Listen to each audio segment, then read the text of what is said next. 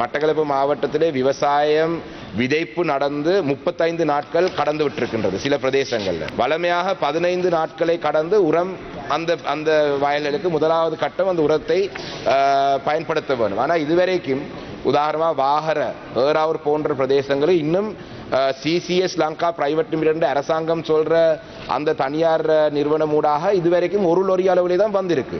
ஆனால் இந்த பிரச்சனைக்கான தீர்வு இன்னும் எட்டப்படவில்லை. அரசாங்கம் வழங்கும் உரம் நேரத்துக்கு வராவிட்டால் பொதுமக்கள் என்ன செய்ய வேண்டும்? பொதுமக்கள் தனியார் ஊடாக இந்த உரத்தை வாங்க போறார்கள். டைமுக்கு சரியான நேரத்துக்கு உரம் கிடைக்காவிட்டால் விவசாயம் அழிந்து போய்விடும் என்ற கவலையில அவதானத்துல பயத்துல அரசாங்கம் 10,000 ரூபாய்க்கு வாங்க சொல்லி சொன்னாலும் மக்கள் அவதிப்பட்டு போய் 16,000 ரூபாய்க்கு வாங்குறார்கள். இன்றில் முழுமையாக விவசாயம் அழிந்து போகும். இல்லாட்டி 16,000 ரூபாய்க்கு வாங்கி போட வேண்டும். போட்டால் கடை வைத்திருக்கிறவருக்கு பிரச்சனை வருகின்றது. புயலால் பாதிக்கப்பட்ட விவசாயிகளுக்கு ஒரு ஏக்கர் முழுமையாக பாதிக்கப்பட்டவருக்கு 60,000 ரூபாய் சில இடங்களில் கிடைத்ததாக சொல்றார்கள்.